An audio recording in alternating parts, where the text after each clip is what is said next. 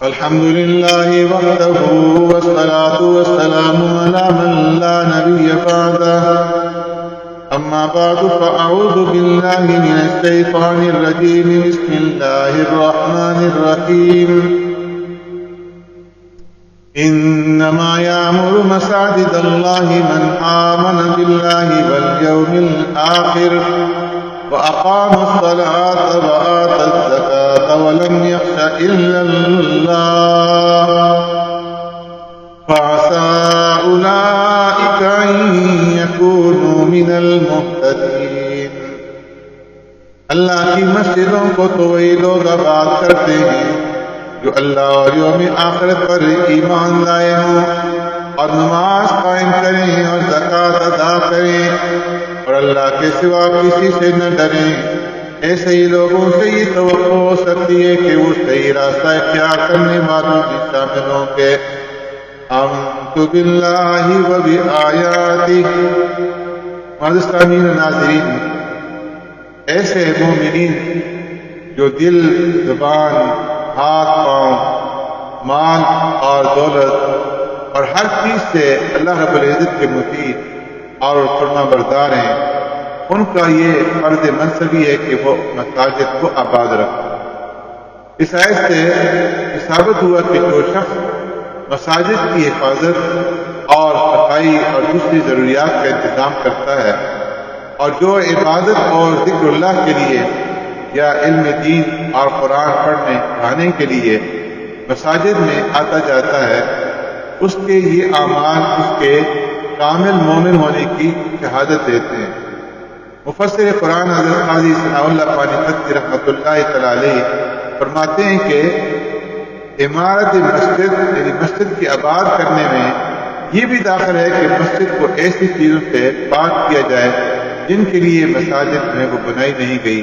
مثلا مساجد کے اندر خرید و فروخت کرنا، دنیا کی باتیں کرنا، کسی گمشدہ چیز کی تلاش کرنا یا اس کا اعلان کرنا، یا دنیا کی چیزوں کا لوگوں سے سوال کرنا، یا فضول قسم کے اشعار پڑھنا، یا جھگڑا اور لڑائی اور شور و شغب کرنا، یہ تمام چیزیں ایسی ہیں کہ ان سے مساجد کو جو ہے وہ پاک رکھنا ضروری ہے.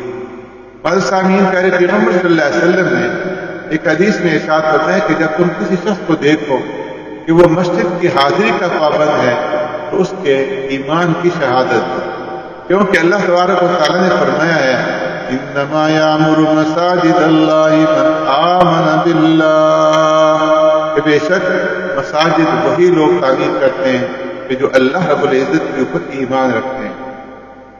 اور صحیحین کی حدیث میں ہے کہ پیارے پیغمبر صلی اللہ علیہ وسلم نے ارشاد فرمایا کہ جو شخص صبح و شام مسجد میں حاضر ہوتا ہے اللہ تبارک و تعالیٰ اس کے لیے جنت کا ایک درجہ تیار فرما دیتے ہیں.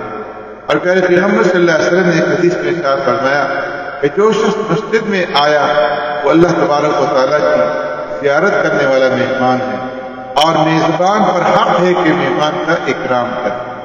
اور ایسے آپ صلی اللہ علیہ وسلم نے ارشاد فرمایا کہ جو شخص اللہ تبارک و تعالیٰ سے محبت رکھنا چاہتا ہے اس کو چاہیے کہ مجھ سے محبت کرے، اور جو مجھ سے محبت رکھنا چاہے اس کو چاہیے کہ میرے صحابہ کے ساتھ محبت کرے، اور جو میرے صحابہ سے محبت رکھنا چاہے اس کو چاہیے کہ قرآن کریم سے محبت کرے، اور جو قرآن کریم سے محبت رکھنا چاہے اس کو چاہیے کہ مسجدوں سے محبت کرے، کیونکہ مسجدیں اللہ کے گھر ہیں اور اللہ تبارک و تعالیٰ نے ان کی تعظیم کا حکم دیا ہے، اور اللہ نے مساجد کے اندر برکت رکھی ہے، وہ بھی بابرکت ہیں اور ان کے رہنے والے بھی بابرکت ہیں.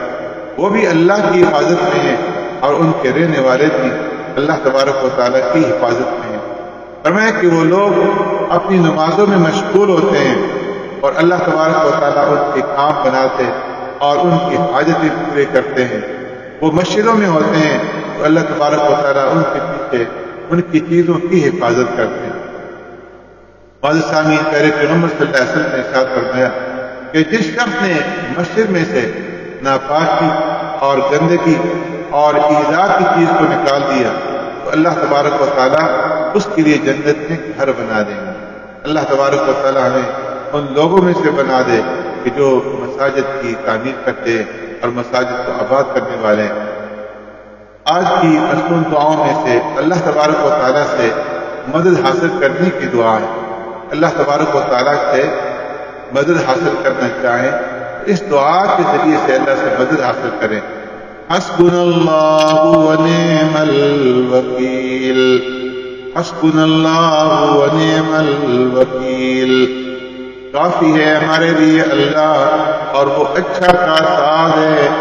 حضرت آمین، بیوی کا صدقہ فطر شوہر پر ادا کرنا جو ہے واجب نہیں ہے، ایسے ہی بالغ اولاد کا صدقہ فطر بھی باپ پر جو ہے ادا کرنا واجب نہیں ہے۔ اگر باپ نے بالغ اولاد کی طرف سے اور بیوی کی طرف سے اور جن کا نام نفقہ اس کے ذمہ ہے ان سب کی طرف سے اس کی اجازت کے بغیر صدقہ فطر ادا کر دیا تو یہ صدقہ فطر ادا ہو جائے گا۔ حضرت سامعین، اپنے دادا دادی، نانا نانی اور پوتے پوتیوں اور نواسے اور نواسیوں کی طرف سے صدقہ فطر دینا یہ واجب نہیں ہے۔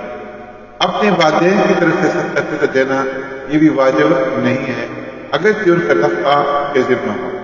صدقہ فطر ماں باپ اور دادا دادی، نانا نانی اور اسی طرح بیٹا بیٹی، پوتا پوتی، نواسا نواسی کو دینا درست نہیں ہے۔ ایسے ہی بیوی شوہر کو اور شوہر اپنی بیوی کو جو ہے صدقہ فطر نہیں دے سکتا۔ ان کے علاوہ جو باقی رشتہ دار ہیں، مثلاً بھائی بہن، بھتیجا بھتیجی، بھانجا بھانجی، چچا چچی، پھپھا پھوپھی اور خالہ خالو، ماموں ممانی، پھپھر ساس، خالہ بنوئی، سوتیلی ماں، سوتیلا باپ، ان سب کو صدقہ فطر دینا جو ہے وہ درست ہے، بشرطے کہ وہ قریب ہوں اور صدقہ فطر کے مستحق ہوں۔ سبحانک اللہم و بحمدک، نشہد ان لا الہ الا انت، نستغفرک و نتوب الیک۔